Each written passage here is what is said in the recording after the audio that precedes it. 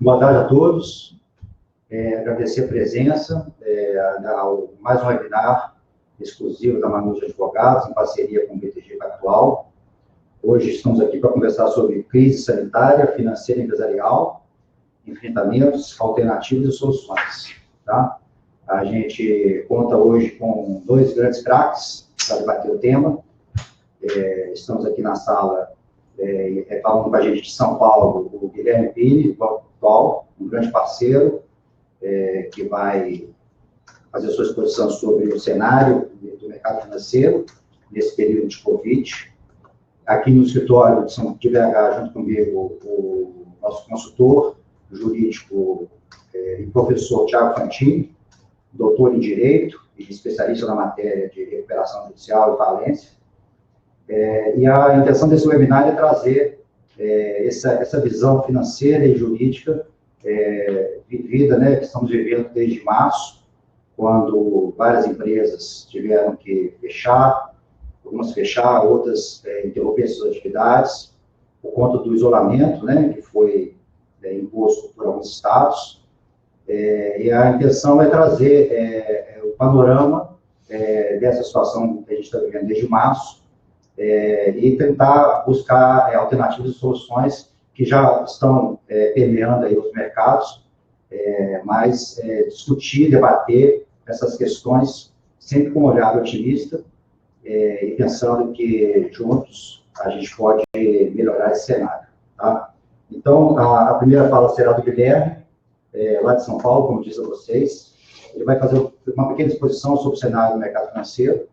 E, na sequência, a gente vai bater bola com relação às medidas que estão sendo adotadas, não só pelo judiciário, como pelo mercado, para, na esfera judicial e extrajudicial, enfrentar esses desafios. Tá bom?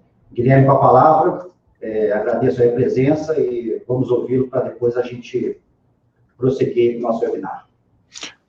Eu que agradeço, Leonardo, o convite do Manute Advogados. Boa tarde, Thiago, boa tarde a todos. Eu vou tentar ser o mais breve possível aqui na minha apresentação, e aí acho que depois a gente pode bater papo, que talvez fique mais interativo, mais interessante, respondendo, inclusive, eventualmente, perguntas dos presentes aqui na sessão. Eu vou dividir minha fala em dois grandes blocos, uma parte do mercado internacional e uma parte do mercado local. Vou dividir alguns gráficos com vocês para que a gente possa usar isso como tema da conversa em seguida. Antes de entrar na apresentação, acho que vale a pena dizer rapidamente que a gente vive obviamente um cenário muito peculiar, né? A gente teve um choque de oferta, que foi aquela crise do petróleo no começo do ano, e potencializada, inclusive, por essa crise sanitária, que virou um choque de oferta e um choque de demanda também, de maneira global. Então, eventos do tipo geraram restrição de capital importante nos mercados globais, e todos os países sofreram por conta disso, deslocamentos de preço extremamente importantes, e acho que uma tentativa coordenada de solução que transita tanto por uma solução monetária quanto fiscal. Eu acho que a monetária, a gente viveu um exemplo faz mais ou menos uns 10 anos atrás, na grande crise financeira, perto de 2008, acho que o pacote de medidas foi muito similar àquele que a gente viu à época. No entanto, deve-se dizer que a magnitude dessa expansão foi talvez muito maior. A única exceção é que os juros já estavam em patamares deprimidos, portanto, talvez o resultado dessa expansão monetária seja um tanto quanto limitado. É como você dá antibiótico durante meses para um paciente que já esteja tomando remédio, tem uma hora que para de fazer efeito. Portanto, o que a gente viu dessa vez foi um esforço fiscal coordenado, o maior em tempos de paz, acho que próximo do que foi a Segunda Guerra Mundial em termos corrigidos pela inflação. Então, com esse cenário, o que acontece daqui para frente? Acho que essa é a discussão. Nós temos um problema seríssimo, mas ao mesmo tempo temos uma quantidade de remédio no sistema ou medidas muito relevantes. Então, não é desprezível o tamanho do esforço, e nesse sentido acho que o Brasil também fez um esforço muito grande, a gente vai falar sobre isso em seguida. Deixa eu dividir minha tela com vocês todos.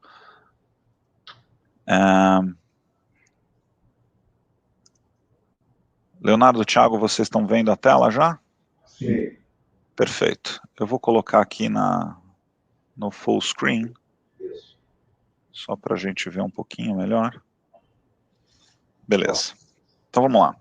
Bom, a primeira coisa é, a gente teve uma revisão, obviamente causada pelo evento da pandemia das taxas de crescimento. Então aqui a gente separou o mundo em vermelho, Estados Unidos, Europa e a China, que são, acho que, os mercados mais relevantes. Obviamente as expectativas de crescimento para 2020 caíram bastante, mas elas já estão razoavelmente estabilizadas. As revisões para 2021 foram dramáticas ali em março, mas a gente também tem visto alguma recuperação das expectativas de crescimento econômico. Isso se reflete de algumas formas. Então, a manufatura, por as pesquisas de PMI, né, ou seja, as pesquisas do que os gerentes de compra desses países e economias estão sentindo, qualquer número acima de 50 parece já mostrar sinais de recuperação, ou pelo menos de alguma aceleração. O que a gente vê em verde nesse gráfico, eu sei que os números estão um pouco pequenos, é que desde março e abril a gente teve uma queda muito grande, então essa grande coluna vermelha, e em seguida já começa a ter alguma recuperação nesses indicadores. Isso é sentido também nas vendas de varejo. Então a gente viu primeiro um movimento de grande queda e depois, com esforço fiscal coordenado, inclusive com programas de renda adicional, como o brasileiro ou mesmo o americano, a gente já vê uma grande recuperação nas vendas de varejo. Em relação à pandemia ou digamos assim, os epicentros da crise, a gente viu algumas mudanças. Começou na China, depois a Europa foi o grande centro, depois Estados Unidos, Brasil e até, sob um certo aspecto, agora a Índia parece ser o grande caso. Ela só não está aqui nesse gráfico, porque a gente está fazendo uma média por 100 mil habitantes, por consequência a Índia não aparece, dado o tamanho da população. Não nos parece haver um grande movimento de segunda onda, ainda que o mercado flerte com essa hipótese de quando em quando. O que a gente vê é simplesmente áreas que não tinham sido tão contaminadas pelo vírus passam a ficar um pouco mais contaminadas.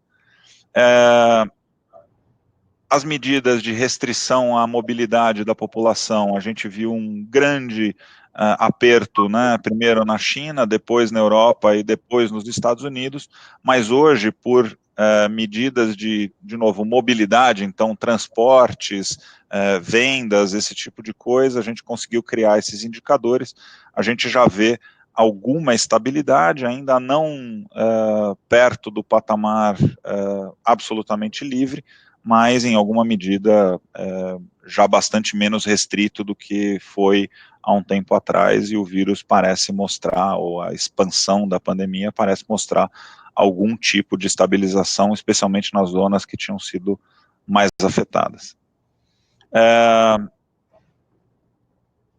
Deixa eu passar um pouco por isso. Vamos falar um pouco sobre os desafios daqui para frente, né? Então, como eu disse, a gente tinha um cenário em que a expansão monetária é gigantesca, o esforço fiscal é gigantesco, mas a gente também tem alguns desafios pela frente que são importantes. O primeiro deles é o emprego.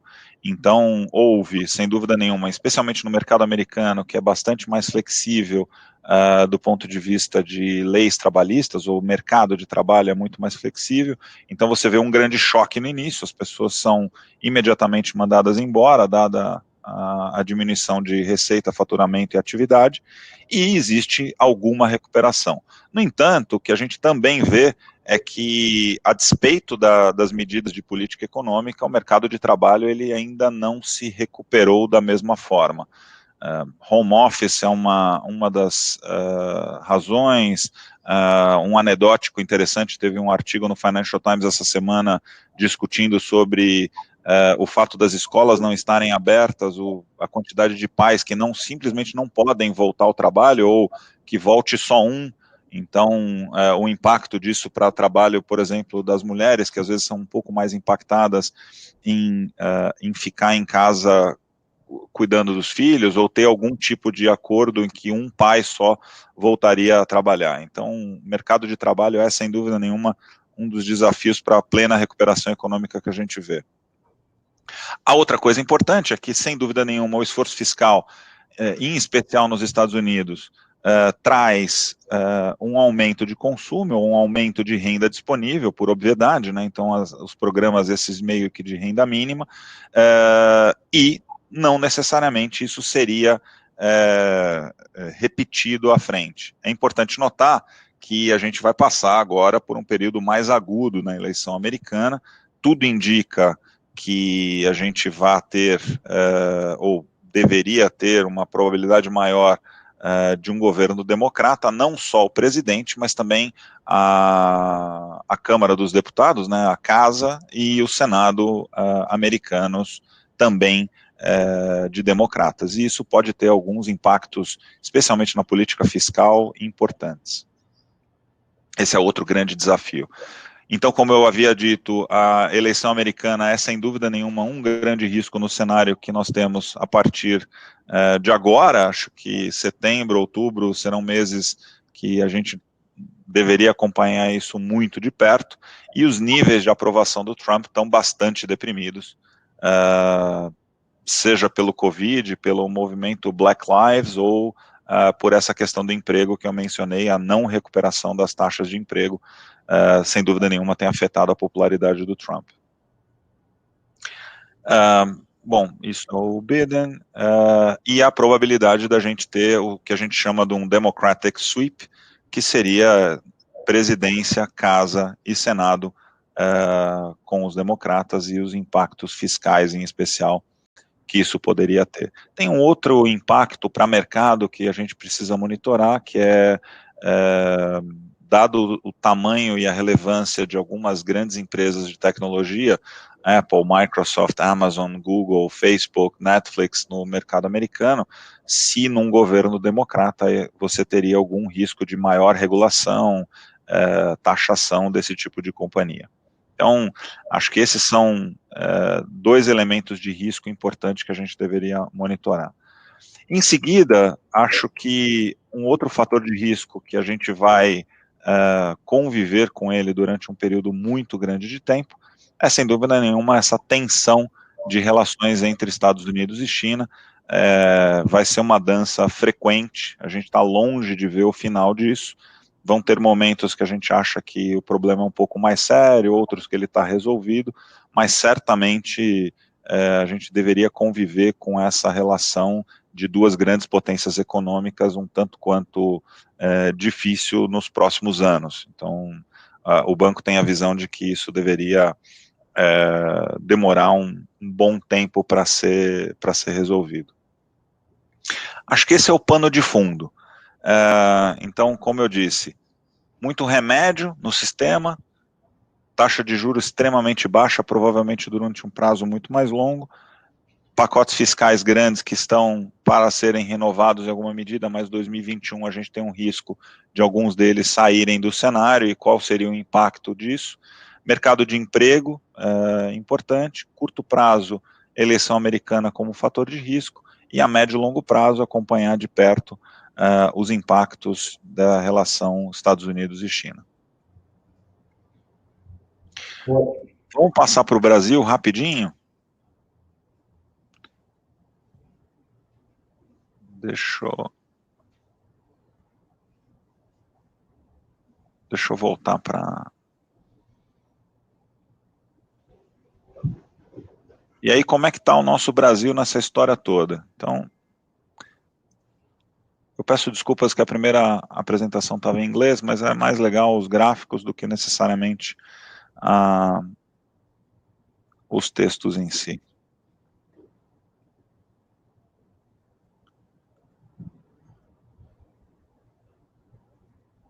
Deixa eu ir para o começo da apresentação.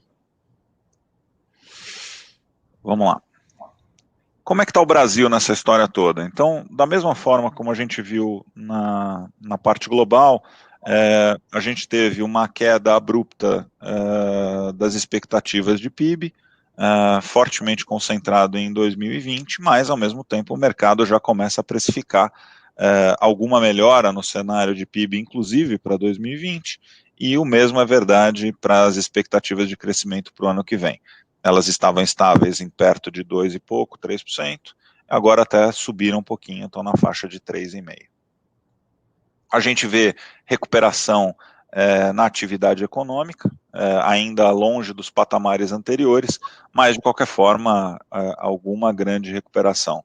O mesmo pacote de medidas, tanto monetário quanto fiscal, explica grande parte dessa melhora e alguma volta da mobilidade urbana em especial e atividade econômica. O setor industrial vem se recuperando, a gente vê isso pelos dados tanto de produção quanto dados de maior frequência. No varejo a mesma coisa, então as vendas no varejo continuam se recuperando. O que a gente ainda não viu, ainda talvez por conta de restrições de mobilidade, desculpe, é a recuperação no setor de serviços. Isso ainda a gente tem números bastante deprimidos. Consumo das famílias teve uma queda um pouco mais abrupta, apoiados pela parte fiscal, a gente consegue ver alguma recuperação, especialmente nos itens básicos, né, a cesta de consumo mais básico, e já muito próximos dos patamares anteriores, exceto, como a gente viu, na parte de serviços.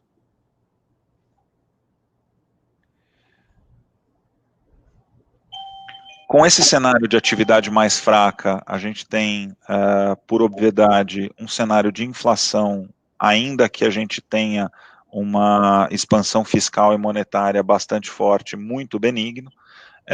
Vale notar que o chamado pass-through da inflação, ou seja, mesmo com um câmbio mais desvalorizado, os itens tradables, né, aqueles que são negociáveis, as commodities, que tenham preços em dólares, o repasse desses preços para o consumidor final parece não estar acontecendo em medida muito relevante. A gente também teve queda de preço de petróleo, por exemplo, ou de outras commodities, o que tem ajudado a segurar um pouco isso. Essa inflação mais baixa significa que a gente deveria ter um processo, digamos, monetário estável por mais tempo. Então, não existe uma pressão necessariamente alta por uma grande correção da política monetária brasileira. O que a gente vê, no entanto, a despeito dos juros nominais estarem razoavelmente baixos no curto prazo, causando juros reais negativos ou mesmo perto de zero até 2022 na curva, os pontos mais longos na curva de juro brasileira ainda não mostraram recuperação. Isso se reflete também nos spreads de crédito, ou nas taxas que as empresas deveriam pagar para tomar dinheiro. A gente ainda vê risco na mesa, né, especialmente por conta do cenário fiscal, e também prêmios exigidos pelo mercado para que essas empresas tenham acesso à captação de recursos. A situação ainda não está necessariamente estabilizada, exceto para aquelas companhias muito grandes, de capital aberto, que já sejam listadas, que tenham um nível de governança e tamanho de balanço um pouquinho maiores. Como eu disse, cupom bastante estável, que a gente vê a projeção do mercado de altas a partir de julho do ano que vem apenas, e acho que a gente, mesmo com o dólar aí na faixa de 5,40, 5,50 ou 5,60, está um tanto quanto volátil, não existe necessariamente uma grande pressão por alta de taxa de juros, dado o tamanho da queda de atividade que a gente viu no curto prazo. Falando um pouquinho rapidinho sobre câmbio, por favor, não me perguntem qual é a expectativa de câmbio para o final do ano, porque a gente sempre vai errar. Mas é interessante olhar que a gente tem uma briga entre algumas forças, né? Então, claramente, a gente vê os investimentos diretos em azul bastante estáveis ou ainda muito positivos, então o capital de longo prazo continua entrando no Brasil, a gente ainda tem taxa de retorno de investimentos extremamente atrativos, o Brasil é uma economia que tem escala, tem projetos de infraestrutura extremamente importantes, isso deveria ainda trazer recursos para o país. No entanto, conta de portfólio ou mais de curto prazo, a gente viu alguma queda nesses fluxos. Isso, na margem, tem deixado a nossa conta corrente um pouquinho mais negativa, mas já mostrando algum sinal de recuperação. O dólar, é interessante notar, em relação ao fluxo, que a gente vê algumas forças brigando, né? Então, de um lado, lá de fora, a gente tem um crescimento americano um pouco mais baixo, a expansão fiscal americana, juros em dólares muito mais baixos, portanto, a gente deveria imaginar que isso fosse uma força fazendo com que o dólar caísse, não necessariamente só contra o real, também contra outras moedas, mas o Brasil tem aqui também os seus desafios, né? Então, o juro também está baixo, o crescimento também está baixo, e obviamente a gente tem um risco fiscal na mesa importante. Uma das questões mais relevantes para a gente lá no banco é se os pacotes de ajuda serão de fato temporários ou quanto a gente poderia voltar à nossa agenda de reformas, e acho que essa semana a gente teve uma ótima visão de o quão complicado são essas coisas com o veto do Senado em relação ao aumento do funcionalismo público. Esse vai e vem, essa volatilidade no cenário fiscal, deveria ser algo que ainda vai ficar com a gente durante um prazo razoável de tempo. Por último, a agenda política é obviamente o setor ou a parte mais relevante que a gente tem que acompanhar por essa razão, né? Ou seja, o esforço fiscal que foi feito no Brasil para combater a queda de atividade, ele não foi pequeno, ao contrário, foi bastante grande, vai levar a nossa dívida pública para patamares em relação ao PIB próximo de 100%, talvez a gente devesse considerar a dívida líquida, não necessariamente a dívida bruta.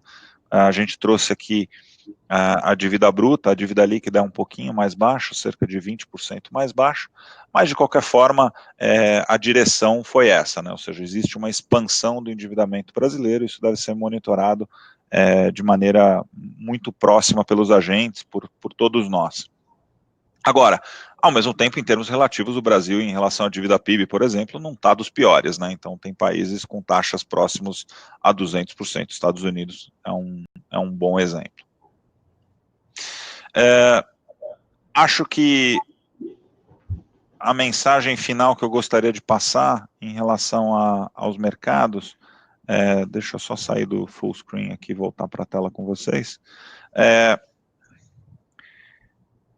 O mundo enfrenta essa questão com essas medidas importantes, os desafios, de novo, eleição americana, parte fiscal americana, Estados Unidos e China como principais riscos. O Brasil fez movimentos muito parecidos, a gente continua com um ambiente fiscal extremamente importante, e o que a gente vê é um deslocamento de prêmios de risco. Como a questão econômica ainda é muito séria, muito grave, é de se imaginar que o juro real, de uma forma geral, não só no Brasil, mas também no mundo, fique deprimido por um prazo grande de tempo. Até esses estímulos todos saírem da mesa, isso deveria ser digamos, uma variável mais ou menos constante. Portanto, o que a gente tem recomendado às pessoas é que aproveite esse período para tentar alongar um pouco os prazos e ainda tentar aproveitar o pouco juro real que a curva brasileira, dados esses prêmios de risco que a gente tem na curva, para as alocações de capital. As empresas, como eu também havia mencionado, têm tentado acessar mercado para proteger o seu balanço, para continuar fazendo capital de giro. Agora, essa é uma variável que ainda está relativamente restrita às companhias muito grandes. A gente ainda vê spreads de crédito e dificuldade de acesso a capital na parte mais média das empresas, nas empresas com porte um pouquinho menor. Vou parar por aqui. Leonardo, acho que aí a gente pode já entrar no outro tema em seguida e a gente bate papo. Tá bom, vamos bater bola um pouquinho. A gente tem percebido, Guilherme, que esse momento, né, esse momento de pandemia, né, que começou em março, né, início de março, está se estendendo demais, né, inicialmente a gente tinha expectativa de que isso ia durar 15 dias, um mês, não havia ninguém que poderia imaginar em março que agora em outubro, em agosto, né, depois de 5 meses, já chegando no 6º mês, a gente estaria ainda com problemas e com dificuldade de retomar as atividades e a vida ao normal.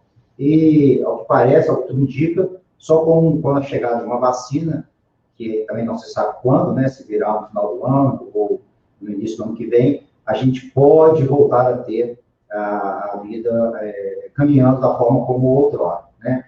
Sabendo ainda que a expectativa é que haja um novo normal, né? Que nada vai ser como antes, por conta da consequência que a pandemia vem gerando no mercado desses últimos meses. Então, a gente tem, acredito eu, várias lições dessa pandemia. E uma delas é que a vida funciona como uma engrenagem, né? Tanto no aspecto pessoal quanto no aspecto profissional. Quando eu falo pessoal, no seguinte sentido, ficar em casa, se manter em casa, não participar de eventos, né? Dispensar funcionários, manter funcionários de home office, tudo isso para quê? Para que o vírus não se espalhe e para que a população não seja atingida por esse mal. Então, a gente tem que trabalhar o nosso pessoal, a gente muda a nossa vida em prol da vida dos demais, né? Na parte profissional, a mesma coisa, né? Então, assim, a gente tem visto, desde o início da pandemia, grandes companhias anunciando doações. Então, várias o fizeram. Acredito que o BTG também anunciou doação a estados, a cidades e as pessoas mais carentes que necessitam mais nessa época de um auxílio. Tivemos também, não doações, mas iniciativas e campanhas em que as empresas ajudam seus parceiros. Então, foi noticiado há pouco tempo atrás, não que essa iniciativa não tenha começado desde o início, mas se tornou público há pouco tempo atrás, iniciativas de grandes companhias como McDonald's, iFood, Ambev e também a Stella. Então, quer dizer, o mercado de bebidas, né, de cerveja, a indústria cervejeira, iFood, que é uma grande player, que também se tornou muito mais importante nessa época, né, do que antes era, e o McDonald's. O que eles fizeram? Qual foi a iniciativa dessas grandes companhias? A McDonald's capacitando os seus parceiros, os seus prestadores de serviço, as pessoas que estão dentro dessa engrenagem, né, do seu mercado. O iFood injetando, me parece que houve um anúncio de 50 milhões, injetando dinheiro nos seus restaurantes, nos seus parceiros, para que eles não morressem, né, para que esse mercado não virasse pó. Obviamente que é um mercado que ainda está pujante, mas que teve uma certa redução. E a Ambev, a Ambev e também a Stella, fizeram umas campanhas muito interessantes de subsidiar o empresário. Aqui em Belo Horizonte mesmo, acredito que em São Paulo aconteceu também, você adquire um voucher nesse período de pandemia, que você pode utilizar depois quando o empresário retomar a sua atividade, quando o restaurante, quando o bar abrir. E ela dobra o valor do seu voucher quando você voltar ao restaurante, quando o restaurante puder receber os seus clientes. De forma que o restaurante não vai fechar, ele vai se manter durante esse período e ela, obviamente, a Ambev vai poder vender os seus produtos, não vai perder esse ponto de venda. Então, fazendo essa colocação, eu quero fazer uma provocação a você, Guilherme, se me permite. Como que essas campanhas ecoaram no mercado financeiro? No seguinte sentido, qual foi a reação do mercado financeiro, como essas indústrias fizeram, essas que eu citei, para fazer com que o seu mercado de atuação, os seus clientes, não sofram ou possam sobreviver a esse período tão turbulento aí no mercado. Que tipo de ações foram tomadas, o que há ainda a ser feito, como é que o mercado reage a esse tipo de situação e esse tipo de campanha das indústrias que eu mencionei a você? Olha, Leonardo, eu acho que a gente pode dividir as medidas em dois grandes blocos, né? A primeira reação do mercado é fechar as escotilhas. Então, quando vem a tempestade, você não sabe direito qual o tamanho do problema, quanto tempo vai durar, então você fecha as escotilhas, preserva balanço, preserva capital, preserva caixa, e depois você dá uma olhada para ver como é que está a situação. Então, acho que o comportamento inicial é um pouco esse, por isso que a gente vê uma queda muito grande de preços, porque as pessoas precisam de liquidez, fazer caixa o mais rápido possível. Acho que o movimento seguinte, a gente tem dois grandes blocos, né? Tem um movimento filantrópico, ou de tentar fazer com que o nosso papel social como empresários ou como companhias de ajudar aqueles menos favorecidos, e tem um outro aspecto que é manter o sistema funcionando e fazendo com que as coisas tenham um grau de eficiência. No primeiro bloco, eu acho que esses exemplos que você citou são fantásticos, e do lado do Pactual, o que a gente viu foi também não só aplicar capital, mas aplicar capacidade de execução. Então a gente ficou extremamente satisfeito com algumas medidas que a gente tomou, que tiveram ajuda imediata, de novo, não só no aspecto financeiro, mas também porque elas conseguiram resolver os problemas rápido. Então a gente aplicou a capacidade nossa de comprar material que estava faltando no Hospital das Clínicas, no montante perto de 50 milhões de reais, então não foi só dar o dinheiro, a gente entregou o que estava faltando, e acho que isso é super legal.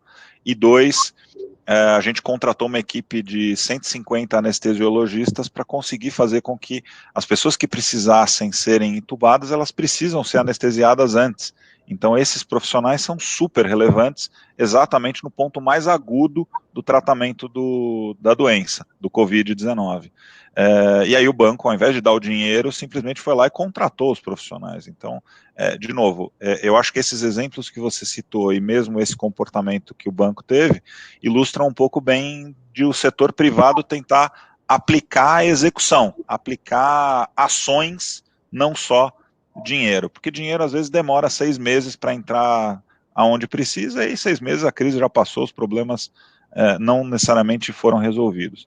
E aí acho que outro bloco é o bloco de que o mercado brasileiro financeiro mostra, mais uma vez, que tem robustez, então um choque desse tamanho, as grandes instituições não tiveram qualquer problema, a gente tem hoje um sistema bastante líquido, bastante bem capitalizado e pronto para suportar, do ponto de vista de capital, seja de investimento ou de giro, os clientes e parceiros. Acho que as medidas do Banco Central com o litro, né, ou seja, aquele financiamento em relação a papéis, ou dá mais limite em relação a crédito privado, também ajuda, expande ainda mais a liquidez do sistema, para que a crise financeira não ocorra. A gente tem duas crises, né? Tem a financeira, que é falta de liquidez, falta de caixa, e a econômica. Acho que a financeira já está para trás, a gente já superou esse problema, estamos vivendo o desenrolar da econômica, que ainda vai ter alguns outros capítulos,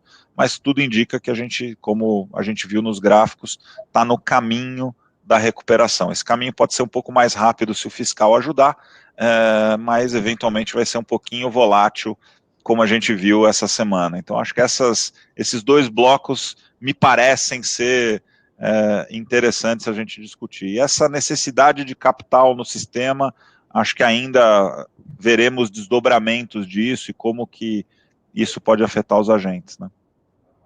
Perfeito.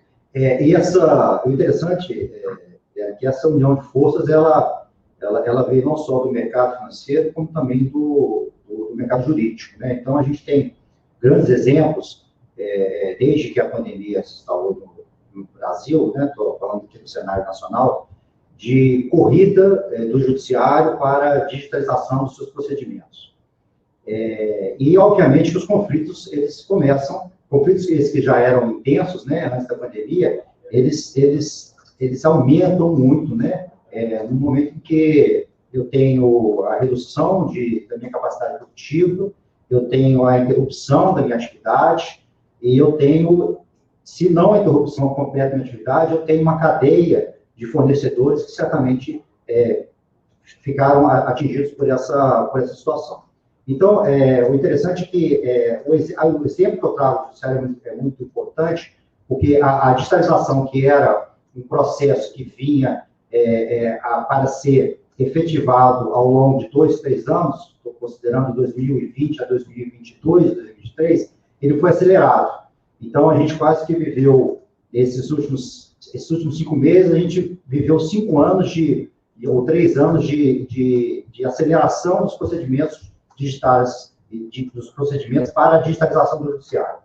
E a opção também por resolução de conflitos, tirando da âmbito do judiciário, com a utilização de câmaras de mediação, também se intensificou nesse período. Então, hoje, só para você ter uma ideia, você já consegue, o empresário já consegue resolver o conflito dele com mais tranquilidade via câmaras de mediação, que são, obviamente, setores extrajudiciais, mas que encontram respaldo na legislação para dirimir determinados conflitos, mas o próprio judiciário. Então, você tem um provimento do CNJ recente, que estabeleceu a necessidade dos tribunais regionais de criarem procedimentos e meios para que as pessoas, para que os empresários, para que os endividados, né, pudessem buscar a solução dos seus conflitos. Via plataformas dos próprios tribunais. Então, você tem o exemplo do Tribunal de São Paulo, que está usando o Microsoft Teams, salvo engano. Você tem o Tribunal do Rio de Janeiro, você tem o do Paraná, quer dizer, grandes tribunais de grandes estados estão, de fato, ajudando na composição desses conflitos, como antes não acontecia. Você via o judiciário, há tempos atrás, muito distante da realidade do empresário, deixando que os conflitos chegassem e fossem resolvidos, sabe-se lá quando. Hoje já há uma preocupação muito grande de preservar a relação. Então, dentro desse conceito que a gente falou anteriormente de tudo é uma engrenagem, né? Eu como indústria, dependo do meu pequeno fornecedor, que depende da mercearia do bairro dele, que é onde ali gira o dinheiro, né, local, e essa indústria fornece, essa média indústria normalmente fornece material para uma grande indústria, que vai abastecer todo o mercado. Então, passou-se esse conceito de engrenagem, de funcionarmos, de um precisar do outro, passou a ser uma tônica, e o judiciário acolheu isso de forma brilhante. Então, assim, essa observação no tocante a projetos dos tribunais para estimular a composição e a remuneração de dívidas, ele saiu do papel e ele, de fato, cresceu muito nos últimos 5, 6 meses. A bem dizer, eu como profissional do direito, é satisfatório dizer isso, que o judiciário ele não ficou atrás, ele não se calou, mas sim buscou se atualizar e trazer elementos e procedimentos para que os conflitos fossem resolvidos de forma mais séria. E aí, dentro dessa seara aí de negócios, o que a pandemia trouxe de problema para os empresários, eu quero agora lançar a bola para o Thiago, para provocar ele com algumas questões também. Depois eu volto a você, Guilherme. Thiago, como é que a crise gerada pelo Covid tem afetado os negócios? E aí, não só a nível do pequeno empresário, que a gente citou agora, de restaurantes e bares, mas também médios e grandes empresários. O que você tem observado aí com relação a esses últimos 5, 6 meses de pandemia, com relação aos negócios?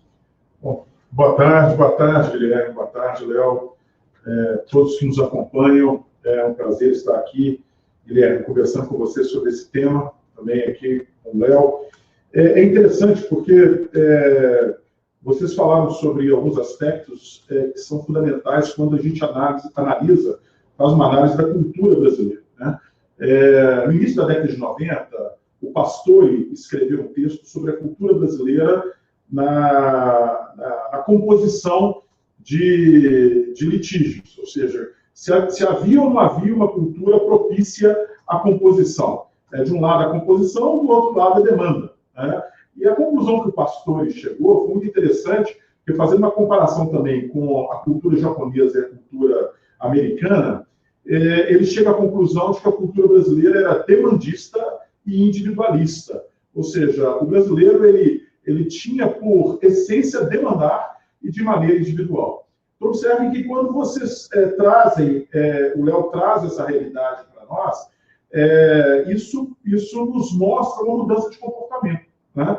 Ou seja, quando eu tenho que, não obstante ter uma propensão a demandar, eu começo a perceber que a composição é um caminho também alternativo e de grande valor, porque nada pior do que uma demanda durante um longo tempo. Acho que todo mundo perde quando a demanda ela se perde ao longo do tempo.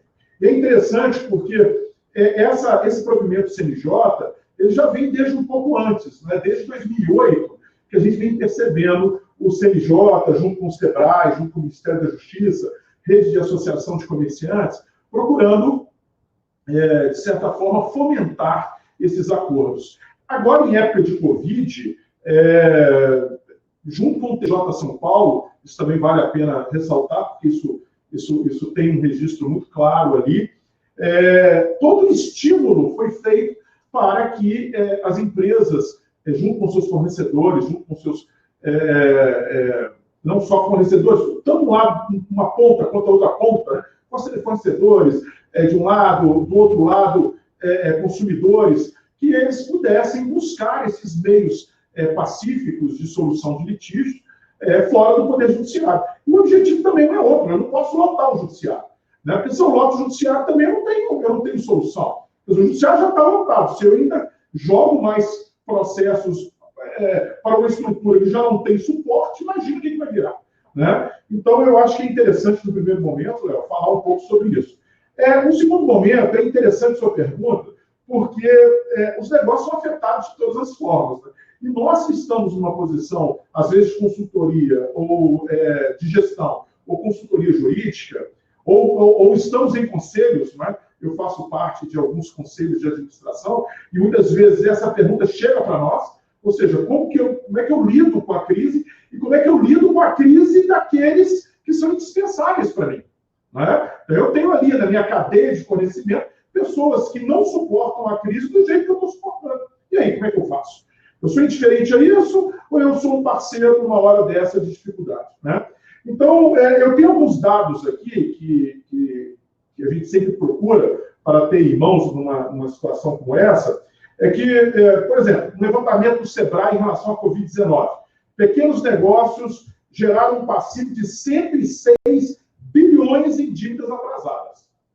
Então, quando eu falo em pequeno e médio, mas principalmente os pequenos negócios, e o Guilherme trouxe isso na nossa primeira parte aí da conversa, uma coisa são os grandes, estruturados, com boa governança, com as melhores práticas, com projeção, com caixa, suportando aí uma sequência de eventos sem sofrerem tão fortemente impactos de externalidades. Agora, outra coisa é o pequeno, né? Outra coisa é o indivíduo que não tem suporte para poder aguentar muito tempo. E esse como é que fica, né? Então, 106 bilhões de dívidas atrasadas, imagina se nós não fortalecermos essa via da mediação, essa via da arbitragem, são 106 bilhões em novos processos na justiça, não é? Eu tenho um outro dado aqui, e olha, essa dívida é composta por não pagamento de fornecedores, aluguéis, fretes, despesas financeiras. Eu não estou falando aqui de folha, não estou falando aqui de impostos. 106 bilhões na operação, né? Tirando impostos e tirando questões de natureza trabalhista, né? Tem uma reportagem na Folha de São Paulo, agora de 31 de julho, que nos mostra que, numa enquete que a Folha fez junto com os empresários, principalmente as pequenas empresas, 53,2% foram categóricos em dizer que não conseguem mais fazer pagamentos de rotina, né? O que, então, faz sentido esse outro número do SEBRAE. Interessante aqui também, 80% dos pequenos negócios, que somam mais de 17 milhões de empresas, vêm operando há 4 meses com quedas de faturamento, que até ultrapassam 70% em alguns setores. E o SEBRAE andou fazendo várias perguntas, porque, evidentemente, é um órgão que se interessa principalmente por essa realidade. Um universo de mais de 22 milhões de trabalhadores, responsáveis por mais de 30% do PIB. Então, quando a gente começa a trabalhar com esses números, a gente entende o impacto. A gente entende, evidentemente, o que a crise gerou para esse mercado. E aí, quando vem essa pergunta, né, qual que é a grande dificuldade? Eu vou pegar a fala do Guilherme emprestada, caixa. Né? Porque a partir do momento que eu afeto o meu caixa, eu estou num processo de crise econômico-financeira, evoluir para o processo de insolvência. Então, é onde eu me preocupo. A empresa quebra no caixa. Né? A falência é econômico-financeira, ela não é contábil. Então, diante de uma situação como essa, eu sou obrigado a tentar preservar o meu caixa. Aí o Guilherme também trouxe uma fala que é muito interessante. No primeiro momento, eu tento de toda forma fazer isso. Depois eu tento ver, aí eu ponho a cabeça para fora para ver como é que está a crise. Sabe como é que está a tempestade, se dá para poder sair ou se não dá para sair.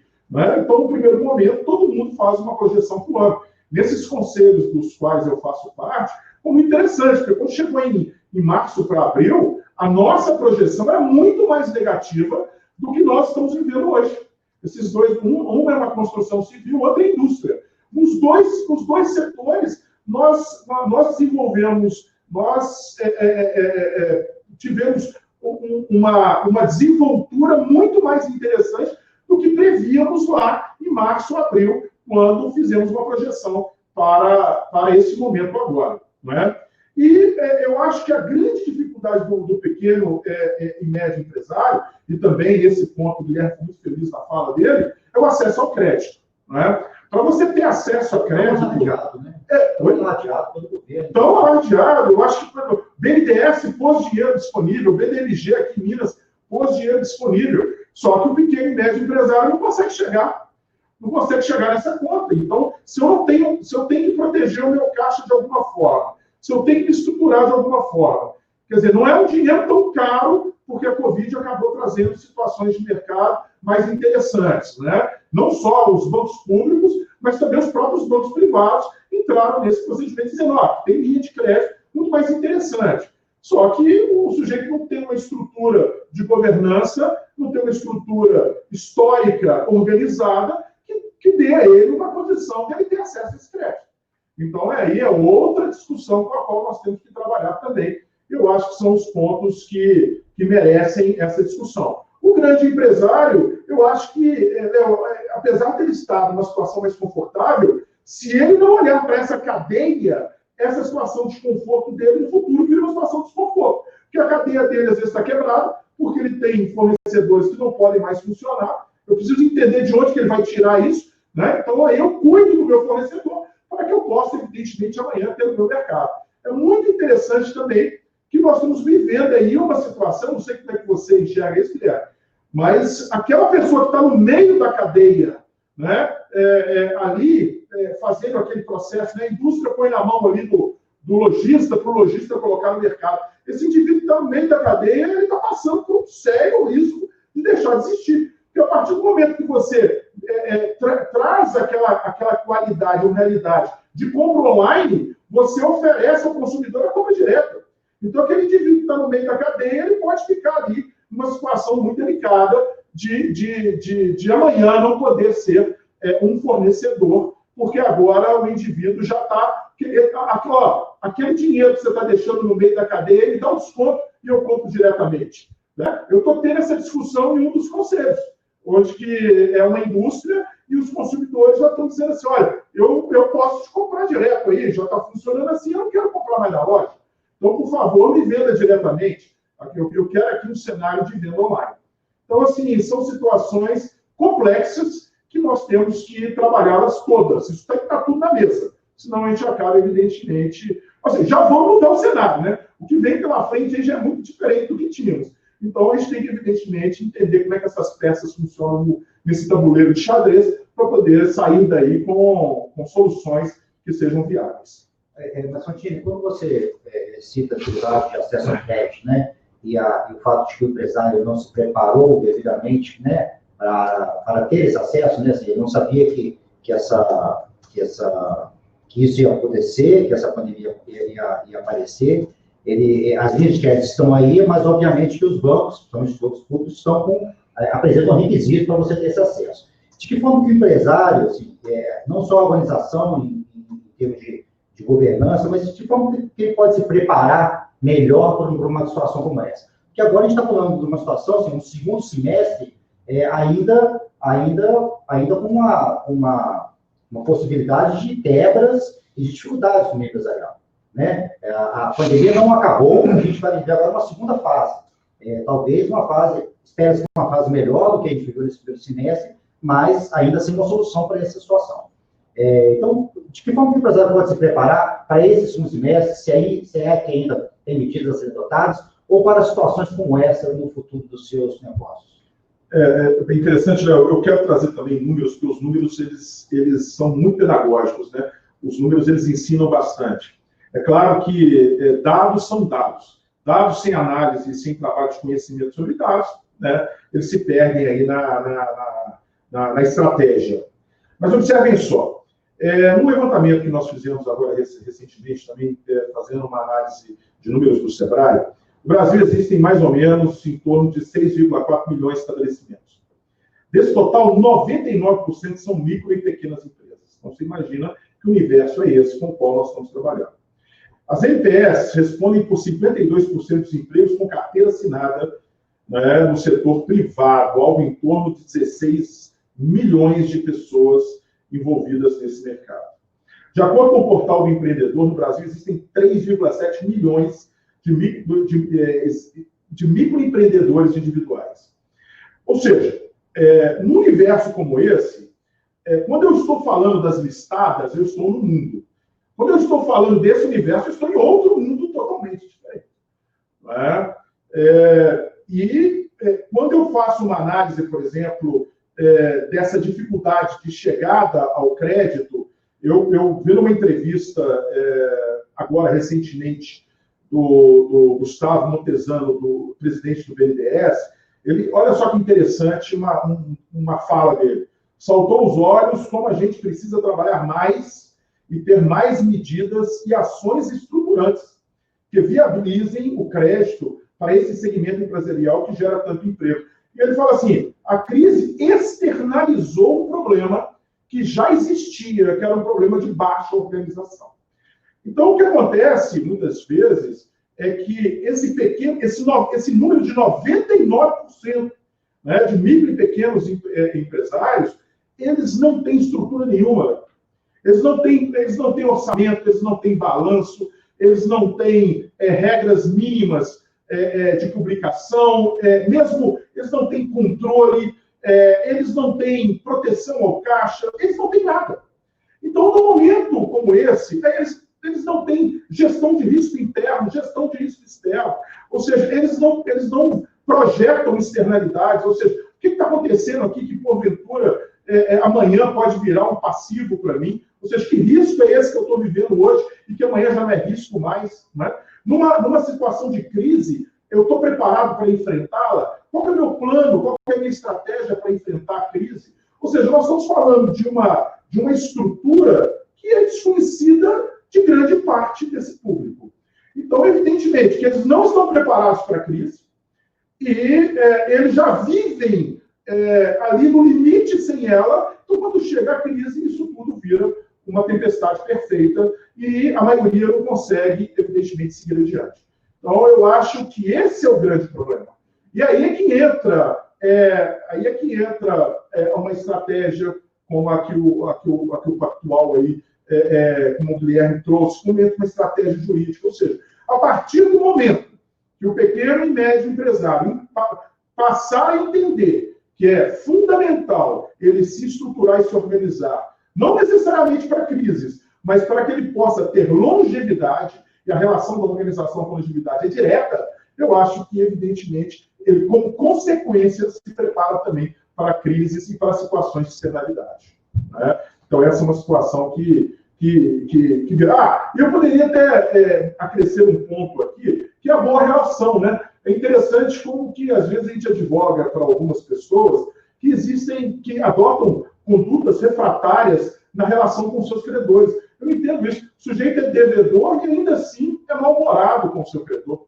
O credor chegou, né, abre a porta para esse credor, sirva um cafezinho, Aqui em Minas Gerais, ofereça um pão de queijo, que é uma especialidade nossa, né, que nós temos aí. Ou seja, gere empatia, porque o latino, né, o cidadão latino, a cultura latina, ela é assim, ela presta muita atenção nesse tipo de empatia que é gerada ao longo de uma relação. Porque amanhã você vai precisar dessa empatia para o indivíduo te dar uma linha de crédito, para o indivíduo te financiar, né? Já olha, pô, às vezes é um cara parceiro, eu gosto tanto dele, não, vou ajudá-lo sim.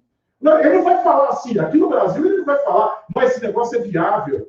Então, por conta disso, eu vou fazer aqui. Não, preciso do indivíduo? Preciso. Mas, além disso, ele é um bom parceiro? É. Então, evidentemente, eu quero estar junto. Então, eu acho que as boas relações são construídas. E aí entra os pilares da governança, né? Transparência, prestação de contas, conformidade, comportamento ético. Tudo isso faz parte de uma conduta que é muito apreciada pelo mercado. E se o mercado percebe que ali tem uma pessoa ética, bem intencionada, mas que está passando por uma dificuldade, a tendência é ajudar. Então, eu acho que isso faz parte desse conjunto de fatores que nos autorizam aí a buscar, no momento da crise, um auxílio entre os parceiros. Tá bom. Tiago, a gente falou de, dentro da crise, né, dentro desse cenário que a gente vive, a gente falou de doação, a gente falou de parceria, né, a gente falou de conflitos, né, na verdade, os conflitos sendo resolvidos via mediação, o judiciário participando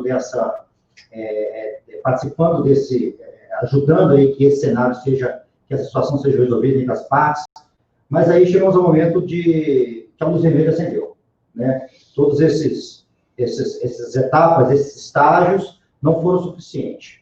E sabemos que tem aí uma nova legislação, né, saindo aí, ou sendo estruturada, da lei de falência, né, recuperação e falência.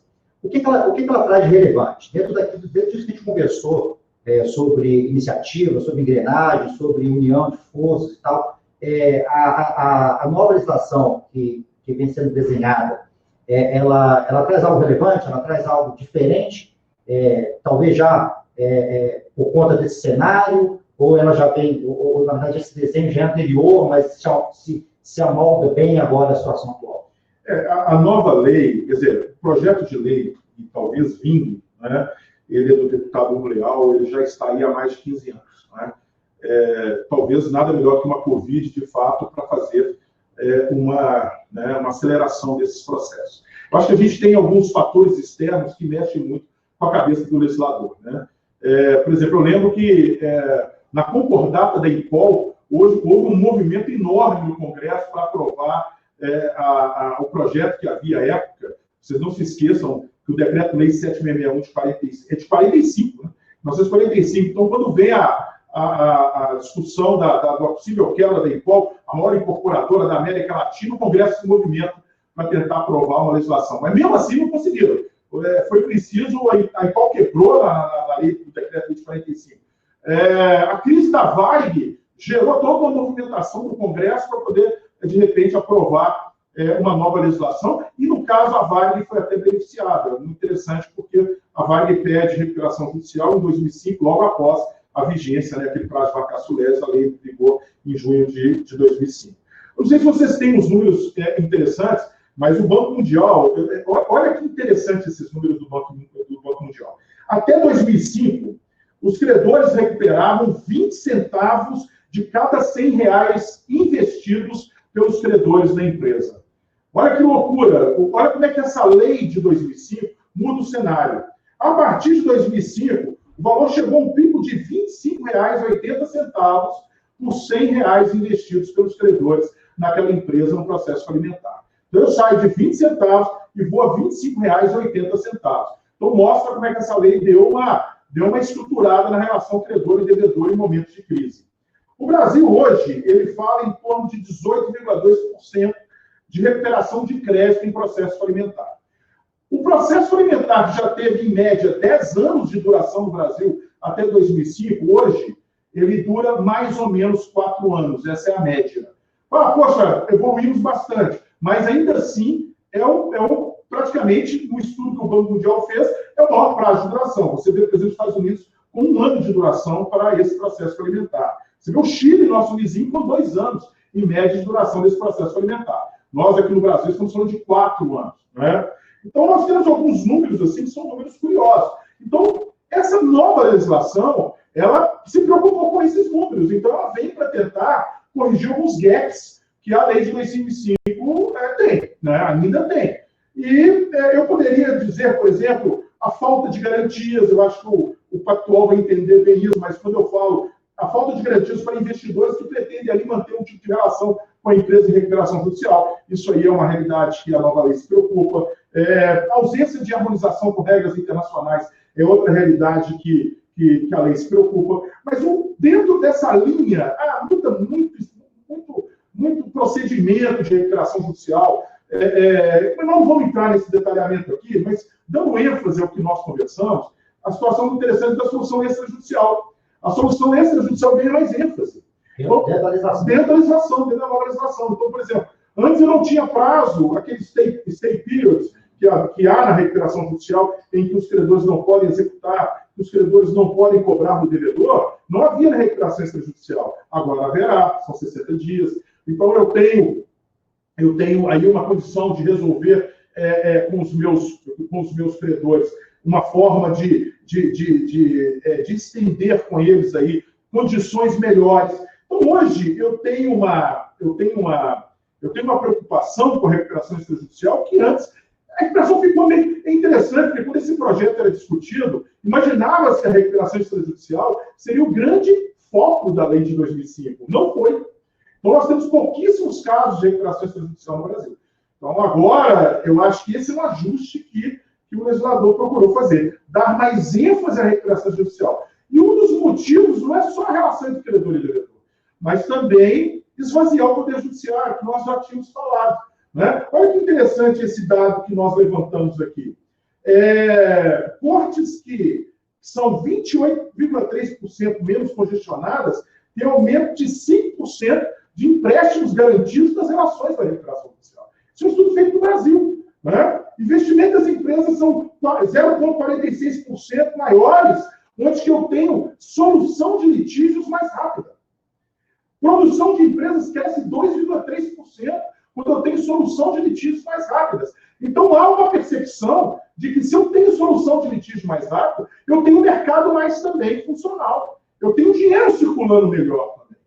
Então, eu acho que o grande ponto que merece atenção dentro desse aspecto é esse estímulo à conciliação, esse estímulo à mediação, esse estímulo à solução do problema antes do judiciário. Porque quando você judicializa o problema, aí você tem mais um problema, que é o Poder Judiciário, nessa sua estrutura inchada, que não dá conta de dar solução. E aí, gente, quem sofre mais do que o devedor é o credor. Porque os processos se arrastam por tanto tempo que o credor fica numa posição, vamos dizer, difícil, né? Numa posição delicada, numa posição, às vezes, de ser pressionado pelo tempo a fazer acordos que nem sempre são tão interessantes assim. Né? E um último ponto que eu acho que vale a pena dizer é que os juízes latinos, principalmente juiz brasileiro, eu acho que quem está na advocacia vai concordar com o que eu vou dizer aqui. Há uma percepção de que existe uma proteção ao devedor. Ou seja, e a gente percebe isso pela maneira como os processos se desenvolvem. É muito comum no Brasil regras categóricas serem quebradas em prol dos devedores. Por exemplo, os 100 períodos da recuperação judicial, que são 180 dias, nós somos acostumados a dizer, se arrastando por 300. O que esse projeto fala? 180 mais 180. Então, se por acaso não é o devedor que está dando causa ao atraso, ele pode dobrar o prazo de 180 dias. O que o legislador fez? Reconheceu uma situação fática. Ou seja, qualquer situação fática, 180 dias são insuficientes para que o sujeito possa estruturar sua recuperação judicial. Então, o projeto vem de 180 mais 180. O projeto diz mais uma coisa interessante. Se ele não consegue estruturar seu plano dentro de 180 mais 180, os credores podem oferecer um plano. Situação essa que não existe de maneira categórica na lei atual. A lei atual, ela estabelece uma relação entre credores e devedor que evidentemente exige uma aceitação do devedor. Agora, por esse projeto, se o devedor ele não cumpre, ele não consegue estabelecer uma situação de cumprimento nesses prazos, aí o credor pode oferecer um plano e o devedor é obrigado a aceitá-lo. Então, assim, nós vamos ter aí uma nova situação posta que tende a fortalecer essa relação. Mas como tudo no Brasil funciona, uma coisa é a legislação, outra coisa é como a legislação é absorvida pela sociedade, tudo é uma questão de tempo para nós percebermos, inclusive se esse projeto vai vingar ou não. Né? Agora, Guilherme, a gente sempre vê nas nossas relações com os clientes, né, nas relações comerciais, a importância das instituições financeiras. Né? De fato, o mercado financeiro é que sustenta os projetos, sustenta os negócios. Né? Você, na sua fala, mencionou a robustez do mercado financeiro. Eu acho que o mercado já passou por algumas situações difíceis. Essa também foi uma situação complexa, mas eu percebi na sua fala uma fala otimista, no sentido de que passamos por ela, estamos passando, na verdade, né, por essa fase, e o mercado se mostra um mercado sólido. Né? Acredito eu quero ouvir isso de você, que ainda vamos vivenciar agora no segundo semestre algumas marolas, né? Ou algumas ondas, né? Vou falar a expressão marola não, que parece muito fácil. Algumas dificuldades. O que vocês, do Banco Pactual, estão estimando aí para esse segundo semestre e a realidade do mercado pós-Covid? Já estão conversando sobre mudanças de paradigmas. O que vocês têm observado aí? O que vocês têm aprendido aí nesse período aí turbulento? Legal, Leonardo. Olha, voltando um pouco ao que o Thiago nos apresentou, eu acho que tem um movimento que vai ajudar, e é bom saber que o judiciário está trabalhando numa direção parecida, que mesmo antes da crise, eu acho que a âncora de política econômica, ou o mix de política econômica brasileiro mudou, né? Ou seja, a gente sai de um ambiente em que o fiscal era meio solto e um monetário extremamente apertado, portanto, juros nominais extremamente altos, para um ambiente em que o monetário fica extremamente mais frouxo e você tem algum aperto fiscal, até porque a capacidade de investimento do governo se extinguiu, né? Ou seja, ela já era baixa. O Brasil tem uma deficiência crônica de investimento em relação à proporção do PIB, a gente investe muito menos do que pares emergentes, né, do que Chile, ou mesmo até África do Sul, por exemplo, e essa capacidade de investimento deveria ser digamos assim, suportada pelo setor privado. Esse novo mix de política econômica traz para a gente uma variável muito interessante, porque com juro baixo, muita coisa funciona. Uma coisa é você tomar um crédito a 10%, que seria o CDI equivalente a alguns anos atrás, mais o spread de crédito e ter um projeto que suporte esse tipo de rentabilidade. A outra coisa é você tomar um dinheiro a 5% ao ano. Tem muita coisa que se torna viável. Portanto, eu acho que tem um aspecto interessante, que é o nível de sofisticação do mercado e a diversificação de instrumentos que a gente vai ver. O Brasil sai de uma posição meio money market, né, ou meio curto prazista, e vai para uma posição de investimentos a prazos um pouco mais civilizados, prazos um pouco mais longos, etc.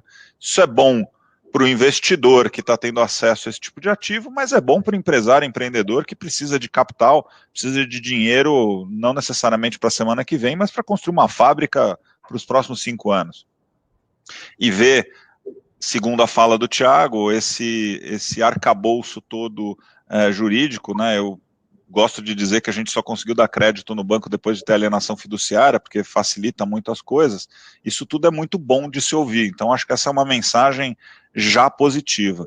E em relação à solidez, eu somaria a essa grande diversificação ou sofisticação de instrumentos uma solidez importante, né? Então, a gente já fez o nosso PROER lá em meados da década de 90, já resolvemos um problema crônico do sistema, e agora o sistema é bastante robusto.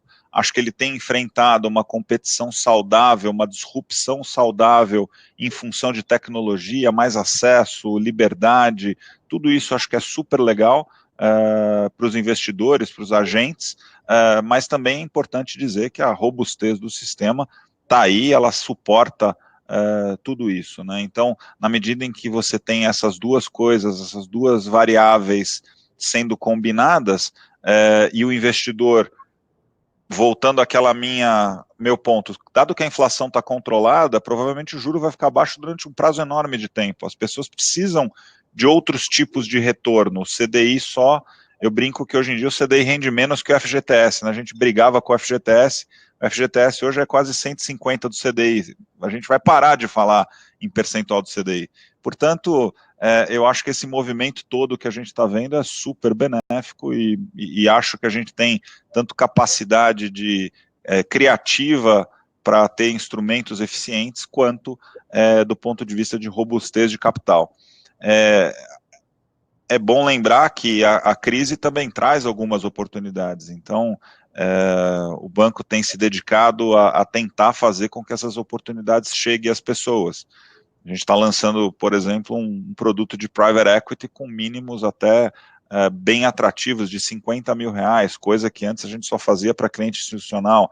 Então tem uma sofisticação acessível, justamente causada por esse movimento de juro baixo. E aí, em relação ao que o Thiago disse, eu assino embaixo, esses instrumentos vão ficar cada vez melhores e mais legais também para o empresário pequeno. Então, o banco fez há pouco uma iniciativa de microcrédito. Então, mesmo sendo uma companhia fundamentalmente de atacado, ou que tem grande parte da sua geração de caixa voltada ao mercado corporativo muito grande, o banco também tem alguma preocupação de estender crédito para aqueles mais necessitados. Esse programa acho que ilustra um pouquinho isso. Ou seja, as soluções estão postas, né? Estão na mesa, né? Acho que elas estão chegando, a cavalaria está chegando, isso é bom. Então tem um ambiente de juro baixo, traz esse tipo de coisas mais civilizadas, né? Acho que é muito boa notícia para todo mundo, para os empresários que precisam de capital e para os investidores. Chegou a hora de precisar ter um pouquinho mais de sofisticação. Só o CDI de curto prazo não vai resolver. Tá certo. Bom, a gente está chegando ao final do nosso webinar. Eu vou dar a palavra ao Thiago para fazer o encerramento, né, para falar mais alguma coisa que queira acrescentar. Eu acho que o Guilherme tocou num ponto importante, eu só reforço também, agora nessa última fala, né? Fico imaginando, Guilherme, a Pactual olhando para a sua carteira e identificando ali na carteira uma série de oportunidades, mas ao mesmo tempo verificando na carteira uma certa necessidade de maturidade também de parte dessa sua carteira. Né? Então, na hora que você olha e fala assim, poxa, se esse sujeito fosse um pouco mais maduro aqui, com diz respeito aos seus controles, às suas governanças, né, às suas melhores práticas, eu poderia emprestar esse dinheiro com muito mais tranquilidade, ou então poderia trazer uma linha de crédito para ele muito mais interessante, ou então poderia ter uma linha de financiamento muito mais atrativa, porque o meu risco diminui. Né? Então, quanto menor o risco, evidentemente, mais fácil o crédito. Né? Então, eu preciso conversar com o mercado. Né? Então, se o próprio banco vira para a carteira e fala assim, tem um negócio aqui que eu gostaria de mostrar para vocês. Ou seja, com mais governança, essa conversa fica mais fluida. Com mais governança, nós ficamos mais próximos. Não é? Ou seja, sejam os bancos de fomento, os bancos de crédito, os bancos comerciais, ou seja, qualquer conversa em que eu tenha uma ponta querendo investimento e tenha uma outra querendo ser fomentador, né, desse investimento, se eu tenho, evidentemente, critérios mais claros, melhor. Né? E ainda nós não falamos de um ponto aqui, que é o ESG, né, Guilherme, que se eu estou falando de environment, governance e social, ou seja, aí onde eu chego quando você me perguntou, Léo, o que significa a grande empresa, essa já pode se preocupar, né? Ou seja, se eu estou numa linha de ter uma preocupação com o meio ambiente, uma preocupação com a governança, uma preocupação com o social, eu já tenho fundos destinados para esse grupo, e não é pouco dinheiro, É muito dinheiro que quer fomentar negócios que estejam ali envolvidos com o ISD. Então, eu acho que quando chega no grande negócio, é o nível de detalhamento que eu gostaria de colocar a mais nessa mesa agora no final. Um prazer, Guilherme, conversar com você. É um prazer, Léo, trocar essas ideias também com você. E agradeço aí ao nosso grupo de pessoas que nos acompanhou durante esse período aí. Muito obrigado. Bom, isso aí. Para finalizar, assim, eu acho que a mensagem é uma mensagem de otimismo, né? A gente ainda está no link, né? Tomamos o primeiro golpe, né, Guilherme? Tomamos o segundo, mas virou round e a gente ainda está, a luta está aposta, a gente tem um cenário difícil aí pela frente, mas acho que temos caminhos, né? Temos alternativas e vamos buscar soluções, vamos chegar lá, tá? Queria agradecer a presença de todos, agradecer a você, Guilherme, parceiro, por estar aí, por perder o seu tempo, por se disponibilizar para conversar com a gente, trocar ideia. Agradecer ao Thiago, nosso consultor, nosso mestre, que está sempre presente, sempre questionado, que está sempre disposto a nos auxiliar. Dizer a vocês que estão nos escutando, que estão nos vendo aí nesse webinar, que futuramente todos esses eventos que a gente faz via webinar estarão dispostos numa plataforma do escritório, para que possam assistir, para que possam rever aí aquilo que a gente vem debatendo aí sobre o mercado, e vocês podem ver, são vários eventos esse ano, e a gente tem projetado aí bons eventos até o final desse ano, tá bom? Muito obrigado a todos, tenham um bom dia. Obrigado pelo convite, Leonardo, obrigado, Thiago, foi um prazer. Boa tarde a todo mundo.